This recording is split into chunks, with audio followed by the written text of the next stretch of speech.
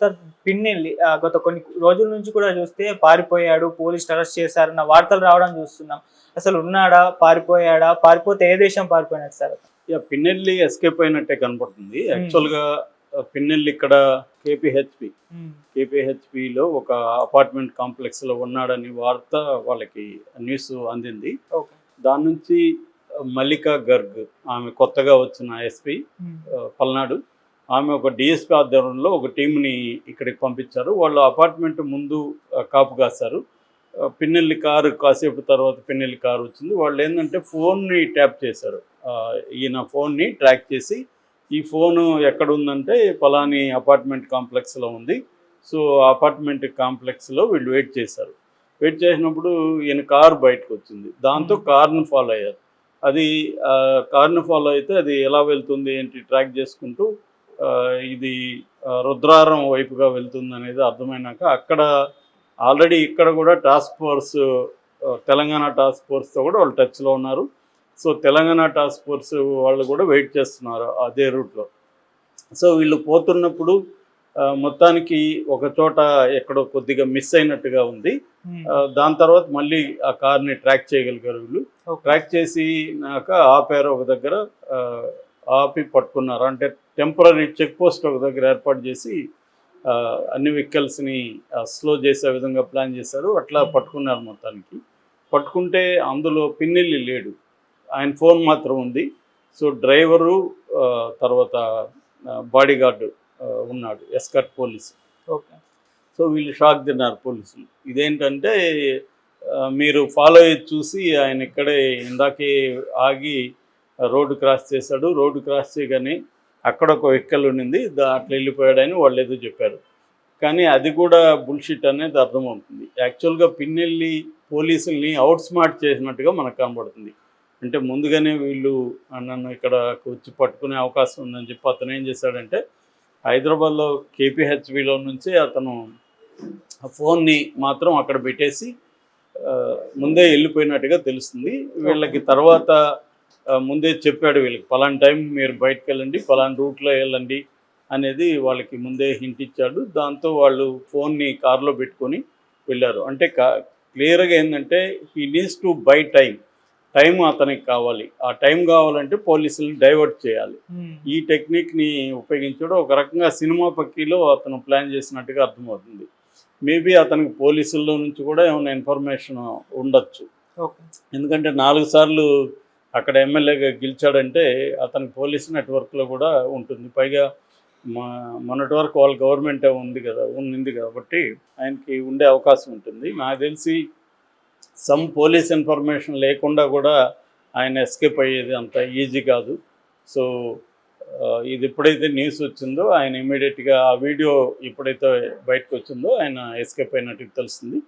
So, ఒక్క source ఏందంటే ఆయన తమిళనాడుకు వెళ్ళాడని, అక్కడి నుంచి ఆయన షిప్‌లో బయలుదేరి వెళ్ళబోతున్నాడు శ్రీలంకకి అని హ్మ్. ఒక ఇది.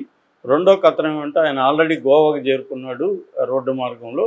సో, గోవా నుంచి ఆయన దుబాయ్‌కి గాని అట్లా వెళ్ళే అవకాశం ఉంది అనేది. ఏదేమైనా ఆయన విదేశాలకు అది కూడా అంటే ఆయన మీద లుకౌట్ నోటీసులు జారీ చేశారు. బట్ ఎయిర్‌పోర్ట్ ద్వారా కాకుండా వేరే షిప్ గాని ఇట్లా మార్గాల ద్వారా అన్ కొన్నిటికి ఇప్పుడు ఫర్ ఎగ్జాంపుల్ నేపాల్ లాంటి దేశాలకు వీసా అవసరం లేదు. అలాంటి కంట్రీస్‌కి వెళ్ళే అవకాశం కూడా ఉంది. వాళ్ళైతే ఇక్కడ హైదరాబాద్‌లో ఉన్న బంధువుల ఇళ్ళల్లో అంతా కూడా చెక్ చేస్తున్నారు. ఒకవేళ ఆయన విదేశాలకు వెళ్ళినట్టుగా నమ్మించి హైదరాబాద్‌లోనే ఉన్నాడా? ముఖ్యంగా మహబూబ్ నగర్‌లో వాళ్ళ ఏరియా వాళ్ళు సెటిల్ అయినట్టుగా చెప్తున్నారు.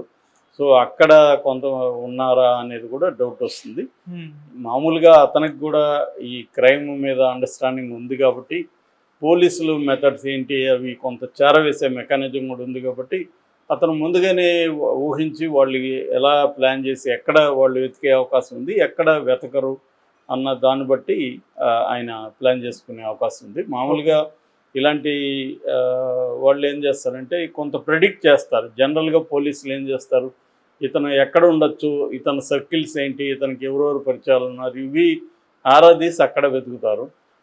అస్సలు సంబంధం లేని ఏరియాలకి వెళ్తారనేది వాళ్ళు ఫస్ట్‌లో ఊహించరు. దాని తర్వాత వాళ్ళు కూడా ఇంకెక్కడ పాజిబిలిటీ ఉందని ఆలోచిస్తారు. అది కొద్దిగా వైల్డ్ గెస్ అవుతుంది. ఇవైతే తెలిసిన వాళ్ళు ఎక్కడెక్కడ ఉన్నారనేది ఎవరైనా కూడా చార్ట్అవుట్ చేయొచ్చు. కంప్లీట్గా అసలు అన్నోన్ దీనికి ఎలా వెళ్ళాడు అనేది కష్టం. అంటే వాళ్ళు ముందుగానే ఈయన ఎట్లా వెళ్ళాడు అనేది కానీ సీసీటీవీలు వాటి ద్వారా కొంత ఫాలోఅప్ చేయగలిగితే అవుతుంది. ఏదేమైనా it takes a lot of time. మనం చూసాం బెంగళూరు పేలుల్లో కూడా అతను పట్టుకోవడానికి చాలా చాలా టైం పట్టింది వాళ్ళకి. ఎందుకంటే అనేక ఊర్లలో సీసీటీవీ ఫుటేజ్ చూడాలి. సో వాడు పైగా డ్రెస్సులు మార్చుకున్నాడు, హ్యాట్లు మార్చుకున్నాడు, ఇవన్నీ ఉంటాయన్నమాట. సో అందువల్ల ఇట్స్ నాట్ దట్ సింపుల్ పట్టుకోవడం. బట్ మల్లికా గార్గ్ ఆధ్వర్యంలో డిఎస్పీ నడుస్తుందని చెప్తున్నారు. ఇక అది బేసిక్గా అయితే దీని మీదనే కొన్ని విషయాలు ఇప్పుడు బయటకు వచ్చాయి. అదేంటంటే ఆల్రెడీ ఈయన ఎక్కడైతే దాన్ని ఈవీఎంలని ధ్వంసం చేశాడో ఆ పేట, సో ఆ పేట నియోజకవర్గంలో ఆల్రెడీ తెలుగుదేశం వాళ్ళు బయట గొడవలు చేసి రిగ్గింగ్ చేశారు. ఆ రిగ్గింగ్ చేయడం వల్లనే ఈయన కంప్లైంట్ ఇచ్చినా కూడా ఎలక్షన్ కమిషన్ పట్టించుకోలేదు. అందుకనే ఈయన ఇల్లు కొట్టాడు అనేది వైసీపీ వాళ్ళు ఆరోపిస్తున్నారు. సో అట్లా చేసినా కూడా రాంగే అవుతుంది. ఎందుకంటే ఒకవేళ రిగ్గింగ్ చేస్తే నువ్వు పోలీస్ కంప్లైంట్ ఇవ్వాలి, ఎలక్షన్ కమిషన్కి చెప్పాలి. వాళ్ళు పట్టించుకోకపోతే నువ్వు కోర్టుకు వెళ్ళాలి. కానీ నేను వాళ్ళు పట్టించుకోలేదు కాబట్టి నేనే చేస్తాను అనేది రాంగ్. సో ఈయన ఆవేశంలో చేసినట్టుగా అర్థమవుతుంది. తెలుగుదేశం వాళ్ళు కూడా వైసీపీ వాళ్ళు కూడా వీడియో రిలీజ్ చేశారు. రెండోది వైసీపీ వాళ్ళు అడుగుతున్న ప్రశ్న ఏంటంటే ఈసీని ముఖ్యంగా ఈ వెబ్కాస్టింగ్ ఫుటేజ్ లోకేష్కి ఎలా జరిగింది? లోకేష్ ఎక్కడ అబ్రాడ్లో ఉన్నాడో అతనికి చేరి అతను దాంట్లో ఎక్స్లో ట్వీట్ చేశాడు. సో లోకేష్కి ఎలా జరిగింది? ఇది ఉండాల్సింది ఎవరి దగ్గర? ఎలక్షన్ కమిషన్ దగ్గర. సో అదొక ప్రశ్న. రెండో ప్రశ్న, ఇన్ని రోజులు ఎలక్షన్ కమిషన్ ఏం చేస్తుంది?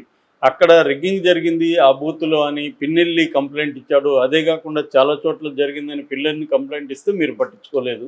సో పట్టించుకోలేదు కాబట్టి గొడవలైనాయి. ఫస్టే పట్టించుకుంటే ఈ గొడవలు అయ్యేది కాదు. సో ఇప్పుడు ఎక్కువ మంది కూడా ఎలక్షన్ కమిషన్ మీదనే ప్రధానంగా ఆరోపణలు చేస్తున్నారు. ఈవెన్ తెలుగుదేశం కూడా ఎలక్షన్ కమిషన్ మీద ఆరోపణలు చేస్తుంది. అంటే క్లియర్గా వీళ్ళ నెగ్లిజెన్సు వెబ్కాస్టింగ్లో తెలిసినా కూడా వీళ్ళు పట్టించుకోకపోవడం అనేది తెలుస్తుంది. ఇంకా రీపోలింగ్ ఎందుకు చేయలేదు అనే దానికి నిన్న ఆయన ముఖేష్ కుమార్ మీద ఎక్స్ప్లెనేషన్ ఇచ్చాడు.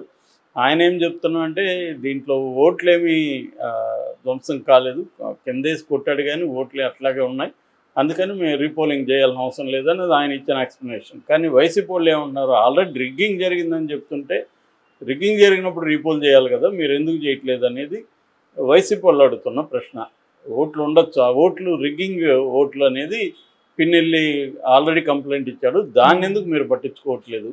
సో అవన్నీ పట్టించుకొని ఉంటే ఆ ఫుటేజ్ అంతా మీరు చూశారు కాబట్టి మీరు అప్పుడే కానీ వాళ్ళని అరెస్ట్ చేస్తుంటే ఇంత గొడవలు జరగవు అనేది చెప్తున్నారు. ఇంకొక వెర్షన్ ఏమొచ్చిందంటే అక్కడ శేషగిరిరావు టీడీపీ పోలింగ్ ఏజెంటు అతను అడ్డుకున్నాడు, ఆ విజువల్ కూడా ఉంది.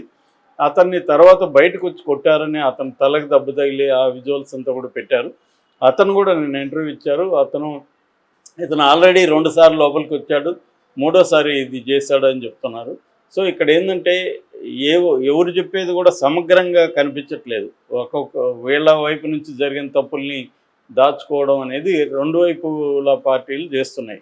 తెలుగుదేశం బయట వీళ్ళు గొడవలు చేస్తారా లేదా అనే విషయం వీళ్ళు కన్ఫర్మ్ చేయట్లేదు, లేదనేస్తున్నారు. సో మనం చూసినప్పుడు ఇరువైపులా గొడవలు జరిగాయి. కొన్ని చోట్ల తెలుగుదేశం వాళ్ళు కూడా రిగ్గింగ్లు చేశారు, వీళ్ళు కూడా బయట నుంచి వెళ్ళి అక్కడ రెచ్చగొట్టిన సందర్భాలు కూడా కనబడుతుంది. ఈరోజు కూడా దేవినేని ఉమాని, కొల్లు రవీంద్ర వీళ్ళని అవసరస్తులు చేసింది ఈసీ.